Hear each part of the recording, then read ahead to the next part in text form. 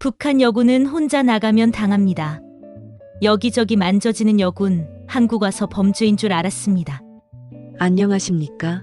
오늘의 사연 주인공을 모시겠습니다. 자기소개 부탁드립니다. 안녕하세요. 저는 북한 여군 출신이고 군 생활 후 바로 탈북하여 한국에서 심리 상담사가 되기 위해 공부하고 있는 김민지라고 합니다. 탈북한 지는 꽤 많은 시간이 흘렀고 이제서야 비로소 안정을 되찾아가고 있습니다. 민지님 목소리에 눈물이 젖어 있는 것 같아요. 지난 시간들이 얼마나 아프셨을지 북한에서 도대체 어떻게 지내셨나요?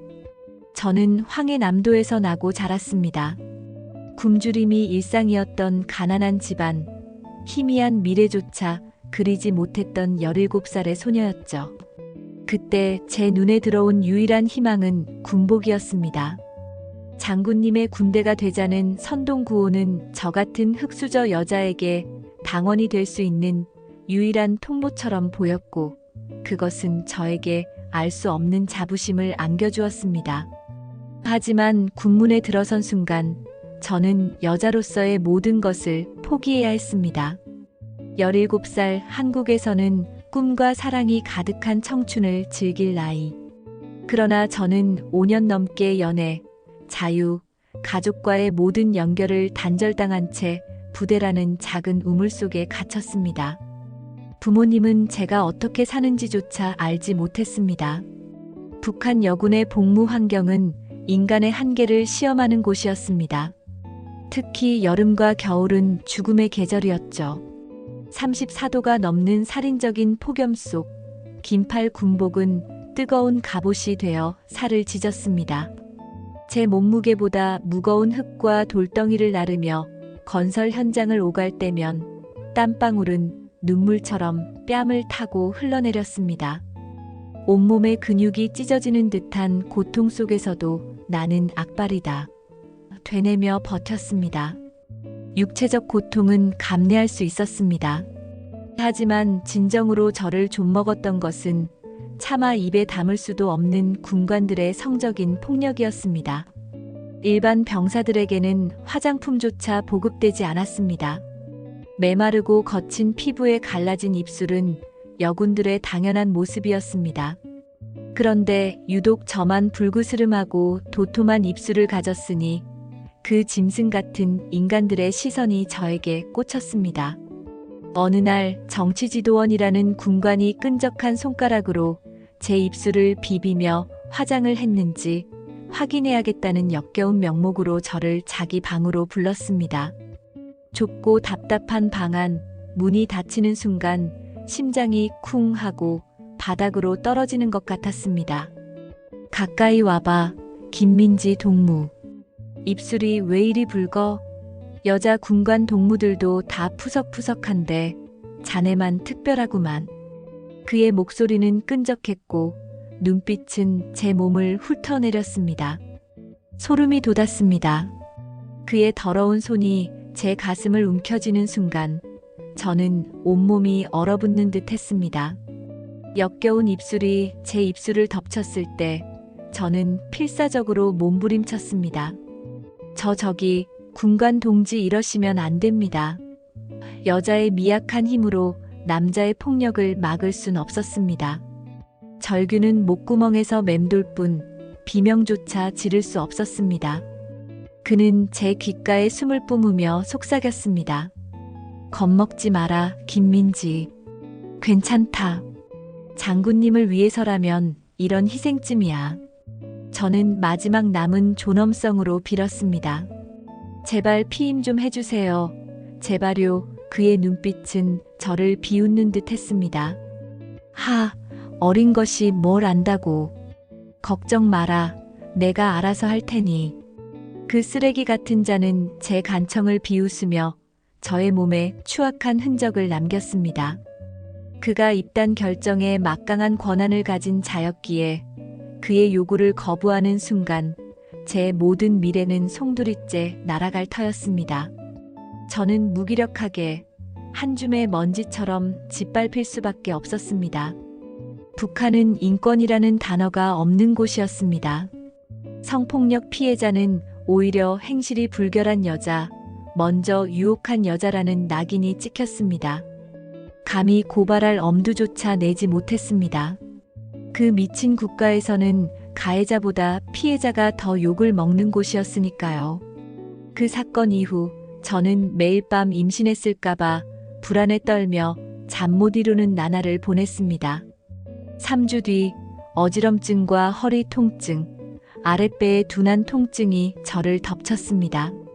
애써 현실을 회피했지만 점점 냉과 피가 섞여 나오자 더 이상 모른 척할 수 없었습니다. 두려움에 떨며 군의관을 찾아갔습니다. 그는 제 얼굴을 제대로 보지도 않고 무뚝뚝하게 말했습니다. 증상이 어떻소? 말해보시오. 저는 겨우 입을 열었습니다. 그게 아랫배가 계속 아프고 어지럽고 피가 좀 섞여 나옵니다. 군의관은 한숨을 쉬더니 대충 제 배를 만져보고는 싸늘하게 내뱉었습니다. 임신이구만. 그 순간 제 머릿속이 하얗게 변했습니다. 임신이라니. 청천벽력 같은 소식에 저는 그 자리에서 무너져 오열했습니다. 다리가 풀려 주저앉자 군의관은 귀찮다는 듯이 말했습니다. 여기서 이러지 말고 알아서들 하시오. 저는 몸을 겨우 일으켜 저를 유린했던 그 군인, 정치지도원을 찾아갔습니다. 떨리는 목소리로 사실을 알리자 그는 비웃으며 낙태를 강요했습니다. 뭐, 임신이라고? 김민지 동무 주제를 알아야지. 이런 건 동무 혼자 해결해야 할 일이야. 빨리 없애버려. 어서. 그의 차갑고 잔인한 말에 제 마지막 남은 희망마저 산산조각 났습니다. 눈물조차 나오지 않았습니다. 저는 그저 고개를 떨굴 수밖에 없었습니다. 저는 마취도 없이 강제로 낙태 수술을 받았습니다. 북한 군대 내에서는 이런 사례가 워낙 많아 마취 비용이 아깝다는 이유로 공장처럼 수술을 진행했습니다.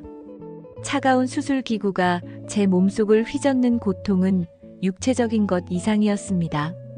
눈앞이 흐려지고 온몸이 비명을 질렀지만 군의관들은 마치 아무 일도 아닌 듯 무표정하게 속삭였습니다. 김민지 동무, 조금만 더 참으시오. 금방 끝납니다. 금방 끝난다고? 내 삶이, 내 영혼이 산산조각 나는데 이게 어떻게 금방 끝나는 일인가? 속으로 절규했습니다. 한 생명을 죽였다는 죄책감, 여자로서 감당해야 할 형언할 수 없는 고통이 저의 영혼을 갈갈이 찢어 놓았습니다. 수술 후 소문은 삽시간에 퍼져나갔고 남자 동료들은 저를 동정하기는커녕 상관에게 몸을 바친 가벼운 여자라며 야릇한 시선으로 저를 농락하기 시작했습니다. 야, 김민지 동무. 소문 들었네. 역시 예쁜 애들은 뭘 해도 다르구만, 안 그래? 어이, 김민지. 혹시 뭐 필요한 거 있으면 나한테 말해도 돼? 하하. 그들의 눈빛은 마치 제가 더러운 오물이라도 되는 양저를 후쳤고 그들의 끈적한 웃음소리는 제 귀에 비수처럼 박혔습니다. 그들의 비웃음 속에서 저는 숨조차 쉬기 어려웠습니다. 어느 날 밤 화장실에 가는 길에 남자 동무 한 명이 군복 정리를 도와달라며 저를 불렀습니다. 김민지 동무, 잠깐 좀 도와줄 수 있겠나? 군복 정리가 영 어려워서 말이야. 저는 아무 생각 없이 그를 따라 으슥한 곳으로 향했습니다. 폐창고 안 어둠 속에 희미하게 드러난 두 개의 그림자, 이미 다른 남자 동무 2명이 저를 기다리고 있었습니다. 싸늘한 기운이 등줄기를 타고 흘러내렸습니다. 공포가 심장을 움켜쥐고 숨통을 조여왔습니다. 어이, 왔네. 김민지 동무가 왔으니 이제 신나는 밤이 되겠구만. 다른 동무의 비릿한 목소리가 어둠 속에서 들려왔습니다. 본능적으로 뒷걸음질치며 도망치려 했지만 이미 3명의 남자에게 둘러싸인 저는 무력했습니다. 거친 손길이 제 팔을 붙잡았고 저는 저항할 틈도 없이 질질 끌려갔습니다. 나 놓으란 말이야. 뭐 하는 짓이야. 비명에 가까운 외침이 터져 나왔지만 아무도 듣는 이 없었습니다. 차가고 습한 폐창고 바닥에 내던져지는 순간 제 안의 모든 희망은 산산조각 났습니다. 시끄러워. 감히 소리를 질러. 인연이. 그들의 번갈아가며 이어지는 추악한 행위 속에서 저는 더 이상 인간이 아니었습니다. 의식이 희미해지고 모든 감각이 마비되어 가는 와중에도 저는 그들의 소나기에서 인형처럼 흔들렸습니다. 귓가에는 그들의 짐승 같은 거친 숨소리와 조롱 섞인 웃음소리만이 맴돌았습니다. 이게 꿈인가? 제발 꿈이기를 하지만 지옥은 현실이었습니다. 그들은 저를 발로 툭툭 차며 비웃었고 끝내 제 옷을 모두 벗겨 차가운 산 밑으로 던지며 잔인한 말을 내뱉었습니다. 부대에 들어올 때는 발가벗고 들어오라. 희미한 정신을 붙잡고 차가운 산 밑을 기어 내려갔습니다. 찢기고 더러워진 옷가지를 찾아 꾸역꾸역 몸에 걸쳤습니다. 실오라기 하나 걸치지 않고 부대에 돌아가는 것은 제 마지막 남은 자존심이 허락하지 않았습니다. 간신히 옷을 입고 절벽을 기어 올라온 저는 더 이상 버틸 힘이 없어 그 자리에 정신을 잃고 쓰러졌습니다. 눈을 떴을 때는 군부대 병실에 낯선 천장이 보였습니다. 저를 발견한 군의관은 제 상태를 힐끗 보더니 혀를 끌끌 차며 말했습니다. 맨날 그 짓을 당하는 거면 어쩌면 김민지 동무 문제 아니네. 그 말을 듣는 순간 제 안에 남아있던 마지막 신락 같은 희망마저 끊어졌습니다. 이곳은 더 이상 제가 머무를 곳이 아니었습니다. 반드시 제대 후 북한을 탈출해야겠다고, 이 모든 고통에서 벗어나 자유를 찾아야겠다고 피눈물로 다짐했습니다. 군대에서 겪었던 그 끔찍한 일들 때문에 탈북을 결심하셨군요.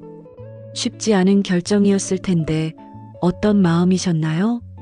제대가 몇 달 남지 않았다는 사실은 저에게 유일한 희망의 끈이었습니다. 저는 그날만을 손꼽아 기다리며 밤낮으로 탈북 계획을 짰습니다. 부대 내에서는 아무에게도 내색하지 않았습니다. 작은 표정 변화 하나, 사소한 말실수 하나가 저의 모든 계획을 물거품으로 만들 수 있다는 것을 알았기 때문입니다. 마치 투명 인간처럼 존재하며 주어진 임무를 기계적으로 수행했습니다. 하지만 제 머릿속은 온통 탈북 시나리오로 가득했습니다. 잠시의 휴식 시간에도 저는 남몰래 헌 옷이나 작은 물건들을 모아 장마당에 내다 팔았고, 때로는 위험을 무릅쓰고 몰래 부대 밖으로 나가 밀거래를 하기도 했습니다. 쥐꼬리만 한 돈이라도 모아 탈북 자금을 마련해야 했으니까요. 매 순간이 살얼음판을 걷는 듯 했지만 자유를 향한 갈망이 저를 움직였습니다. 마침내 제대하는 날, 저는 끝없는 터널 속에서 빛을 발견한 기분이었습니다. 해방감과 동시에 알 수 없는 두려움이 밀려왔지만 뒤돌아볼 여유는 없었습니다. 있는 돈 없는 돈 다 긁어 모아 저는 정든 고향을 등지고 미지의 세계로 발걸음을 내디뎠습니다. 압록강의 얼음장 같은 강물을 건널 때 심장이 터질 것 같았습니다. 차가운 강물은 발목을 넘어 무릎까지 차올랐고 그 얼음 같은 냉기는 뼛속까지 스며들었습니다. 발이 얼어붙는 고통보다 강 건너편에서 비춰지는 감시탑의 불빛, 어디선가 들려올지 모르는 총성, 그리고 잡힐지도 모른다는 공포가 더 크게 저를 덮쳤습니다. 칠흑 같은 어둠 속에서 저는 오직 자유를 향한 열망 하나로 이를 악물고 나아갔습니다. 물살을 가르며 허우적거리는 순간 이대로 죽을지도 모른다는 생각에 오금이 저렸습니다. 압록강을 건너는 그 순간의 공포는 상상조차 어렵네요. 중국에 도착하셨을 때 비로소 자유를 얻으셨다고 생각하셨나요? 간신히 강을 건너 중국 땅에 발을 디뎠을 때 저는 차가운 흙바닥에 주저앉아 겨우 숨을 고르고는 곧바로 몸을 숨겼습니다. 그때부터 저의 중국에서의 삶은 숨바꼭질의 연속이었습니다. 언제 공안에 잡혀 북송될지 모른다는 불안감에 하루하루를 살얼음판 걷듯이 보냈습니다. 낮에는 인적이 드문 곳에 숨어 죽은 듯이 지내다가 밤이 되면 몰래 움직이며 국경을 넘어 한국으로 갈 방법을 찾았습니다. 어느 날 밤 허기진 배를 부여잡고 인적이 드문 골목길을 지나고 있었습니다. 멀리서 싸늘한 경광등 불빛이 번쩍이는 것을 본 순간 심장이 발작하듯 뛰기 시작했습니다. 공안 차량이었습니다. 잡히면 끝이다. 다시 북한으로 끌려가 죽을 것이다.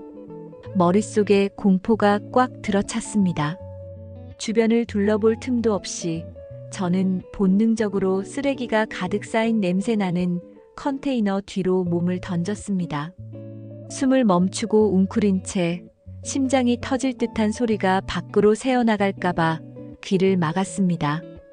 공안 차량이 제 바로 옆을 스쳐 지나가는 순간 저는 온몸의 피가 차갑게 식는 것을 느꼈습니다. 살았다 안도의 한숨을 내쉬었지만 등줄기에는 식은땀이 흘러내렸습니다. 이곳에서는 한순간도 긴장을 늦출 수 없다는 것을 뼈저리게 실감했습니다. 며칠 뒤 굶주림과 갈증에 지쳐 쓰러지기 일보 직전이었습니다. 인적이 드문 외곽 지역을 헤매다 작은 식당 불빛을 발견하고는 홀린 듯 다가갔습니다. 차마 안으로 들어갈 용기는 나지 않아 밖에서 서성이고 있는데 식당 주인이 저를 힐끗 보더니 안으로 들어오라고 손짓했습니다. 설마 위험한 사람은 아니겠지? 반신반의하며 들어선 식당 안은 눅눅하고 어두웠습니다. 주인은 저에게 남은 음식 찌꺼기를 내밀며 이거라도 먹겠나? 대신 설거지를 좀 해주고 가라고 했습니다. 저는 감사한 마음에 고개를 끄덕였지만 설거지를 마칠 무렵 그는 갑자기 싸늘한 눈빛으로 변하더니 어디서 온 년이 함부로 굴어? 우리 가게에서 공짜 밥만 얻어먹고 도망치려 해? 라며 욕설을 퍼붓기 시작했습니다. 그의 눈은 음흉하게 번뜩였고 끈적한 손이 제 팔뚝을 거칠게 움켜쥐었습니다. 밤이 길잖아. 여기서는 아무도 모르게 조용히 처리할 수 있어. 그는 저를 식당 안쪽 어두운 창고로 질질 끌고 가려 했습니다. 섬뜩한 예감에 온몸의 털이 곤두섰습니다. 안 돼. 또 당할 순 없어. 저는 필사적으로 몸부림치며 그의 소나기에서 벗어나려 했습니다. 놓으세요. 놓으란 말이에요. 그의 손은 더욱 힘주어 제 몸을 짓눌렀고 저는 넘어지고 엎어지며 발로 그의 정강이를 걷어찼습니다. 그가 고통에 움찔하는 짧은 순간 저는 있는 힘껏 그의 손을 뿌리치고 문을 향해 미친 듯이 달렸습니다. 어둠 속으로 뛰쳐나왔을 때 등 뒤에서 들려오는 그의 거친 욕설과 잡히기만 해봐 라는 악에 바친 목소리가 마치 화살처럼 저를 쫓아왔습니다. 인간의 온정이 그리웠던 저는 이방인의 친절마저 의심해야 하는 이곳의 현실에 다시 한번 절망했습니다. 그 도망치던 모습을 본 어느 중년 여자가 저에게 말을 걸어왔습니다. 그녀는 저의 사정을 듣더니 자신도 탈북자 출신이라며 잠시 머물 곳을 제공해주겠다고 했습니다. 저는 지푸라기라도 잡는 심정으로 그녀를 따라갔습니다. 그녀는 저에게 따뜻한 밥을 먹여주고 잠자리를 내주었지만 그녀의 눈빛 속 어딘가에 숨겨진 차가움이 저를 불안하게 했습니다. 그 여자가 민지님을 도와주는 줄만 아셨겠네요. 그런데 그 만남이 또 다른 시련의 시작이었다니 정말 끔찍합니다. 며칠 뒤 그녀는 저에게 일자리를 소개시켜 주겠다며 한 노래방으로 저를 데려갔습니다. 노래방에 들어선 순간 코를 찌르는 담배 연기와 역겨운 술 냄새가 저를 덮쳤습니다. 귓가를 때리는 시끄러운 음악 소리는 마치 제 심장이 발악하듯 울리는 것만 같았습니다. 화려한 옷을 입은 여자들이 낯선 남자들의 무릎에 앉아 술을 따르고 웃음을 팔고 있었고 그들의 텅 빈 눈동자는 제 미래를 보는 것 같아 섬뜩했습니다. 저는 본능적으로 위험을 감지했지만 이미 때는 늦었습니다. 중년 여자는 저를 억지로 테이블에 앉히고는 쟁반 위에 놓인 술병과 잔을 가리키며 손님들에게 술을 따르라고 강요했습니다. 너 같은 탈북민은 여기서라도 돈을 벌어야 한다. 여기서 나가면 갈 곳도 없고 굶어 죽기 딱 좋아.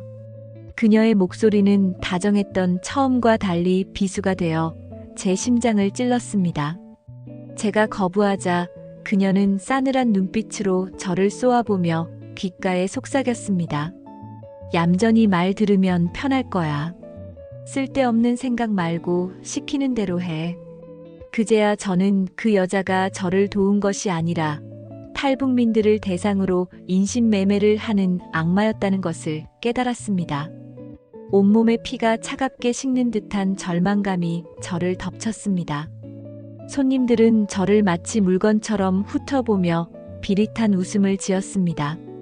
한 남자는 제 팔을 잡아 끌며 자신의 옆자리에 앉으라고 했고, 다른 남자는 제 얼굴에 대고 담배 연기를 뿜으며 역겨운 농담을 던졌습니다. 술을 따르지 않으면 욕설과 함께 손찌검이 날아왔고 억지로 술잔을 들이키게 했습니다. 술이 넘어갈수록 정신은 아득해졌지만 저는 차마 흐트러질 수 없었습니다. 흐릿해지는 시야 속에서도 저는 혹시 모를 탈출구를 찾기 위해 주변을 살폈습니다. 손님들의 끈적한 시선과 불쾌한 손길이 저를 더욱 구역질나게 했습니다. 그들의 추악한 성희롱은 저의 마지막 자존심마저 짓밟는 것 같았습니다. 마치 살아있는 인형이 된 기분이었습니다. 제가 이곳에서 벗어나지 못한다면 결국 이 여자들처럼 영혼 없는 존재로 살아가게 될 것이라는 끔찍한 예감에 몸서리쳤습니다. 가장 끔찍한 순간은 밤이었습니다. 술에 취한 손님들이 제 팔을 잡아 끌며 끈적한 웃음을 흘렸습니다. 아가씨, 이제 우리랑 같이 놀러 가야지? 저는 필사적으로 저항했지만 저를 팔아넘긴 그 중년 여자는 저의 뒷덜미를 잡고 밖으로 떠밀었습니다.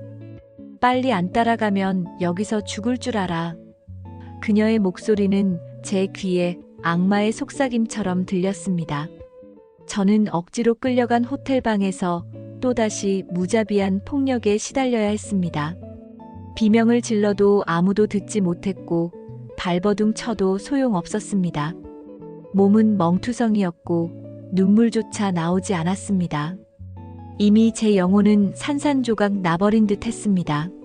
수치심과 절망감, 그리고 살고 싶다는 간절한 외침만이 제 안에서 메아리 쳤습니다. 내가 왜 이런 일을 겪어야 하는가? 왜 나에게만 이런 고통이 찾아오는가라는 질문이 머릿속을 맴돌았습니다. 육체적인 고통보다 더 큰 것은 영혼이 찢기는 듯한 정신적인 고통이었습니다.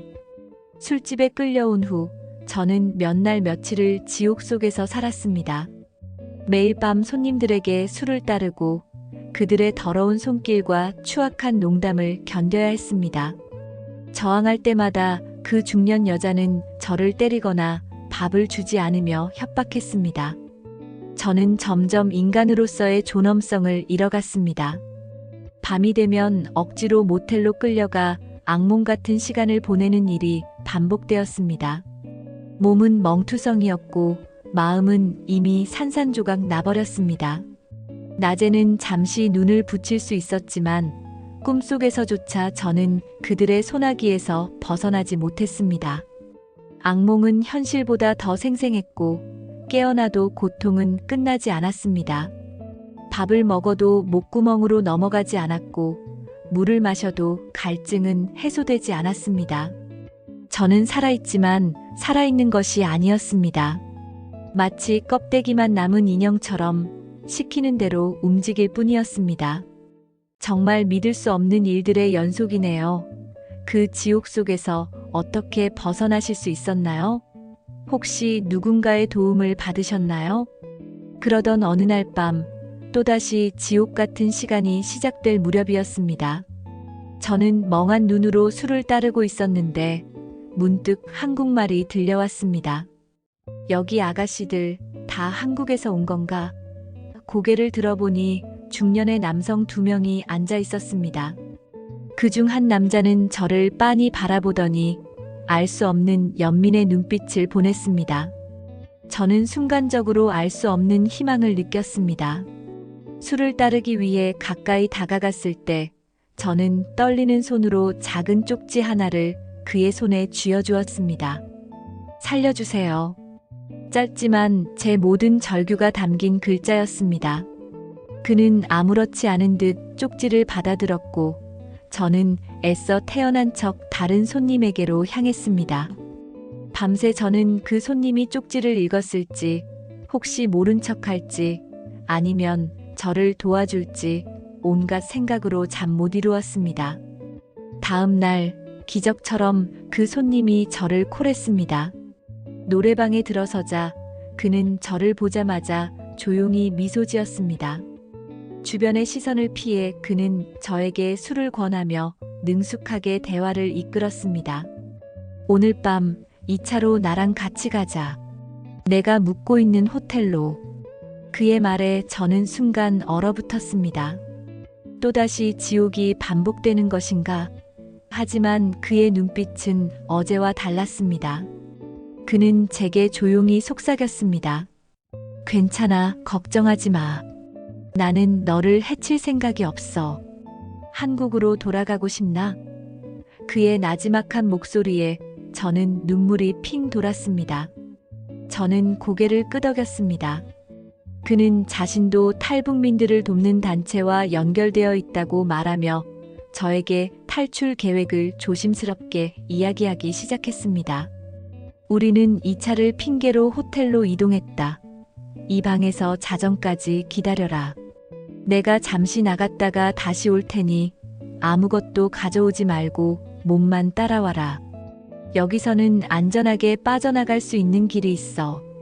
그는 저에게 몇 가지 주의사항을 일러주었고 저는 그의 말을 한마디도 놓치지 않으려 귀 기울였습니다. 제 심장은 쿵쾅거렸지만 동시에 차가웠던 몸에 따뜻한 피가 다시 도는 것 같았습니다. 드디어 이 지옥에서 벗어날 수 있다는 희망이 보이기 시작한 순간이었습니다. 그분이 민지님에게는 천사 같았겠어요. 그렇게 다시 희망을 품고 목숨을 건 여정을 시작하신 거군요. 그 이후는 어떻게 되셨나요? 자정이 다가오자 제 심장은 발작이라도 일으킬 듯이 거세게 뛰었습니다. 혹시나 계획이 들통날까봐 아니면 그 손님이 오지 않을까봐 두려움에 몸이 떨렸습니다. 시계는 자정을 가리키고 노크 소리가 들렸습니다. 그는 저를 조심스럽게 방 밖으로 이끌었습니다. 호텔의 비상계단을 이용해 건물 밖으로 빠져나온 우리는 미리 대기하고 있던 차에 몸을 실었습니다. 차는 어둠 속을 빠르게 가로질러 달렸습니다. 저는 그에게서 눈을 뗄 수 없었습니다. 그는 아무 말 없이 운전에만 집중했지만 그의 존재 자체가 저에게는 가장 큰 안도감이었습니다. 얼마나 달렸을까? 차는 국경 근처의 한적한 곳에 멈춰 섰습니다. 그는 저에게 내리라고 손짓하며 어두운 숲길을 가리켰습니다. 이제부터는 걸어야 한다. 내가 알려준 길을 따라가면 된다. 절대 뒤돌아보지 말고 무슨 소리가 들려도 멈추지 마라. 저는 그의 말대로 칠흑 같은 숲길을 걷기 시작했습니다. 발밑에는 낙엽과 나뭇가지가 밟히는 소리만이 들릴 뿐 아무것도 보이지 않았습니다. 멀리서 들려오는 개 짖는 소리, 바람 소리 하나하나가 저를 움찔하게 만들었습니다. 혹시 북한 보위부 요원이나 중국 공안이 뒤쫓아올까봐 온몸이 얼어붙는 것 같았습니다. 넘어지고 까지면서도 저는 오직 앞으로 나아가는 데에만 집중했습니다. 중간중간 길을 잃을 뻔했지만 그는 미리 알려준 작은 표식들을 찾아내며 다시 길을 재촉했습니다. 밤새도록 걷고 또 걸었습니다. 동이 터올 무렵 희미하게 빛이 보이는 작은 마을에 다다랐습니다. 그곳에서 저는 다시 그 손님을 만났고 그의 도움으로 안전가옥에 몸을 숨길 수 있었습니다. 며칠을 그곳에 머물며 체력을 회복한 뒤 그는 저에게 새로운 여정을 설명했습니다. 이제 동남아시아로 이동해야 한다. 그곳을 거쳐야만 한국으로 갈 수 있어. 그의 말에 저는 다시 한번 긴장했지만 자유를 향한 의지는 꺾이지 않았습니다. 이후 저는 여러 날에 걸쳐 트럭 뒷좌석이나 낡은 버스에 몸을 숨긴 채 중국 남부 국경까지 이동했습니다. 국경을 넘는 순간은 또 다른 고비였습니다. 브로커의 지시에 따라 험준한 산길을 넘고 정글 같은 숲을 헤치며 국경을 통과했습니다. 태국에 도착해서야 비로소 제가 자유의 땅에 한 발을 내디뎠다는 것을 실감했습니다. 하지만 여전히 완전한 자유는 아니었습니다. 저는 브로커의 도움을 받아 한국으로 가기 위한 절차를 밟기 위해 경찰서에 자수했습니다. 경찰서 안은 저처럼 한국행을 원하는 탈북민들로 북적였습니다. 짧은 조사를 마치고 저는 외국인 수용소로 이송되었습니다. 그곳은 비좁고 열악한 환경이었지만 적어도 북한으로 다시 끌려갈 걱정은 없다는 안도감이 저를 감쌌습니다. 언제 한국으로 갈 수 있을지 기약 없는 기다림이 시작되었습니다. 낯선 사람들과 함께 지내며 언어의 장벽과 문화적 차이로 힘든 시간을 보냈지만 모두가 같은 아픔과 희망을 가지고 있다는 사실이 저에게 큰 위안이 되었습니다. 태국 수용소에서의 시간도 결코 쉽지 않으셨겠어요. 그래도 그 모든 고난을 이겨내고 드디어 대한민국 땅을 밟으셨을 때 어떤 기분이 드셨나요? 몇 달의 기다림 끝에 마침내 한국으로 갈 수 있다는 소식을 들었습니다. 저는 다시 한번 심장이 터질 듯한 기쁨을 느꼈습니다. 태국 공항에서 비행기에 오르기 전 저는 마지막으로 뒤를 돌아보았습니다. 길고 험난했던 여정의 종착역이 드디어 눈앞에 다가왔다는 사실에 눈물이 핑 돌았습니다. 비행기가 창공을 가르고 대한민국 상공에 진입했을 때 저는 창밖으로 펼쳐진 아름다운 야경을 바라보며 감격했습니다. 한국 공항에 도착하자마자 국정원 직원들이 저를 맞이했습니다. 곧바로 국정원 산하의 조사기관으로 이동하여 약 한 달간의 강도 높은 조사를 받았습니다. 제가 정말 탈북민인지 혹시 다른 의도는 없는지 철저하게 검증하는 과정이었습니다. 몸과 마음이 지쳐 있었지만 저는 성실하게 조사에 임했습니다. 모든 조사가 끝나고 저는 한숨 돌릴 틈도 없이 북한 이탈 주민 정착 지원 시설인 하나원으로 향했습니다. 하나원에서 남한 사회를 배우는 과정도 분명 낯설고 어려웠을 것 같아요. 가장 기억에 남는 순간은 무엇인가요? 하나원은 한국 사회에 적응하기 위한 첫 걸음이었습니다. 그곳에서 저는 남한의 언어, 문화, 역사, 법규 등 다양한 사회 적응 교육을 받았습니다. 처음에는 낯설고 어려운 것들 투성이었지만 저와 같은 탈북민 동료들과 함께 배우고 생활하며 조금씩 대한민국 사회에 익숙해져 갔습니다. 컴퓨터를 배우고 휴대폰을 사용하는 법을 익히며 새로운 세상과 연결되는 기분을 느꼈습니다. 한국의 따뜻한 정과 자유로운 분위기 속에서 저는 잃어버렸던 웃음을 되찾았고 미래에 대한 희망을 품기 시작했습니다. 하나원의 문을 나서는 순간 제 발은 마른 나뭇가지처럼 위태롭게 떨렸습니다. 끝없는 터널을 겨우 빠져나왔다는 안도감과 동시에 난생 처음 겪을 자유라는 거대한 미지의 세상이 저를 덮쳐왔습니다. 희망으로 가득 찬 심장이었지만 그만큼 두려움도 컸습니다. 이곳은 제가 살아온 세상과는 너무나 달랐으니까요. 작은 임대 아파트에 처음 들어섰을 때 저는 멍하니 서 있었습니다. 냉장고, 세탁기, TV 북한에서는 상상조차 할 수 없었던 문명의 이기들이 저를 압도했습니다. 스위치를 어떻게 켜는지 몰라 한참을 헤매기도 하고 낯선 전자제품의 사용법을 몰라 밤늦게까지 설명서를 붙들고 씨름했습니다. 세상은 하루가 다르게 변하고 있었는데 저는 까마득히 뒤처진 채 홀로 멈춰 서 있는 기분이었습니다. 가장 어려웠던 건 역시 사람이었습니다.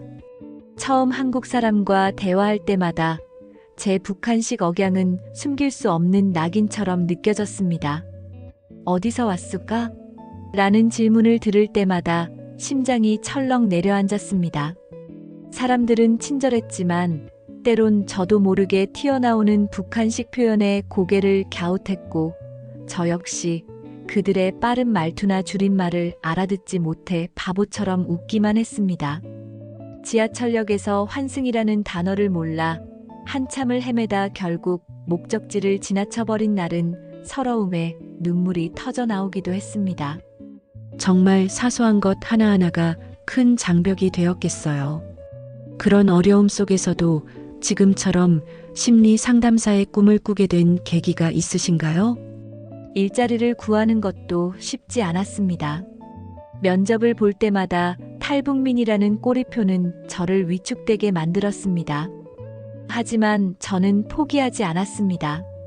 작은 식당에서 설거지를 하고 마트에서 물건을 나르며 악착같이 돈을 벌었습니다. 몸은 고되었지만 제 손으로 번 돈으로 쌀을 사고 반찬을 사는 기분은 난생 처음 느껴보는 자유의 맛이었습니다. 작은 성공이 쌓여갈수록 잃어버렸던 자신감도 조금씩 돌아왔습니다. 어느 날 마트에서 진열된 과일을 만지작거리고 있는데 옆에 서 있던 할머니 한 분이 저에게 말을 걸었습니다. 아가씨, 이 사과가 참 실하네. 오늘 할인인데 하나 사보드래요. 투박하지만 따뜻한 사투리에 저는 저도 모르게 미소 지었습니다. 할머니는 제가 북에서 왔다는 것을 알면서도 편견 없이 말을 건네주셨고 심지어 제가 사는 아파트 단지 상가에서 조그마한 반찬 가게를 하고 계셨습니다.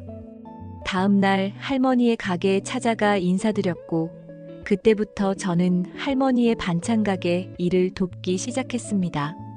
할머니는 저에게 한국 사람들의 사는 이야기, 소박한 기쁨과 슬픔을 알려주셨고 저는 그 속에서 조금씩 나만 사람이 되어가는 것을 느꼈습니다. 낯선 곳에서 만난 예상치 못한 인연은 저에게 가족 같은 따뜻함과 대한민국 사회에 뿌리내릴 용기를 주었습니다. 그렇게 저는 상처투성이었던 과거를 딛고 한 발 한 발 단단하게 이 새로운 삶을 살아가고 있었습니다. 저는 성범죄 피해 여성들을 위한 심리치료사의 꿈을 가지게 되었고 너의 탓이 아니다. 너의 잘못이 아니다라는 메시지를 전하고 싶다고 다짐했습니다. 에필로그 재회, 끝나지 않은 인연. 시간이 흘러 저는 심리 상담사 과정을 밟으며 바쁜 나날을 보내고 있었습니다. 어느 날 탈북민 지원 단체에서 주최하는 행사에 참여해 제 경험을 이야기해달라는 요청을 받았습니다. 강단에 서서 제 이야기를 막 시작하려던 찰나 객석 맨 앞줄에 앉은 익숙한 얼굴이 제 눈에 들어왔습니다. 심장이 쿵 하고 떨어지는 듯 했습니다. 중국에서 저를 구해주었던 그분, 제 생명의 은인이었습니다. 그는 변함없이 차분한 미소를 띠고 저를 바라보고 있었습니다. 강연이 끝나고 저는 한달음에 그에게 다가갔습니다. 아저씨, 정말 아저씨 맞으세요? 목소리가 떨렸습니다. 그는 고개를 끄덕이며 따뜻하게 웃었습니다. 김민지 동무 아니, 이제 김민지 씨라고 불러야겠군요. 이렇게 건강한 모습으로 다시 만나게 되어 정말 기쁩니다. 그의 말에 눈물이 왈칵 쏟아져 내렸습니다. 아저씨 정말 고맙습니다. 아저씨 아니었으면 저는 아마 지금 이 자리에 없었을 거예요. 그는 제 어깨를 가볍게 두드리며 말했습니다. 고마워할 것 없습니다. 저도 마땅히 해야 할 일을 했을 뿐입니다. 이렇게 훌륭하게 잘 성장해주니 오히려 제가 더 고맙군요. 그와 마주 앉아 지난 이야기를 나누었습니다. 그는 여전히 묵묵히 탈북민들을 돕고 있었고, 저를 도왔던 그때의 일은 그에게 수많은 구출 사례 중 하나일 뿐이었습니다. 하지만 저에게 그는 평생 잊을 수 없는 존재였습니다. 어둠 속에서 저를 이끌어준 한 줄기 빛이었고, 벼랑 끝에 선 저를 구원해준 단 한 사람이었습니다. 단순히 생명의 은인을 넘어 제게는 그 어떤 말로도 표현할 수 없는 깊은 감사와 존경, 그리고 어쩌면 가족 이상의 유대감을 느끼게 하는 그런 남다른 감정이었습니다. 그의 존재는 제가 이 새로운 삶을 살아가는 원동력이자 제 꿈을 향해 나아갈 수 있는 가장 큰 지지대였습니다. 저는 그의 눈을 바라보며 다시 한번 조용히 말했습니다. 정말 감사합니다. 그리고 저 아저씨처럼 저도 이제 다른 사람들을 돕는 사람이 될 거예요. 그의 얼굴에 번진 따뜻한 미소를 보며 저는 비로소 제 삶의 진정한 의미를 찾은 것 같았습니다.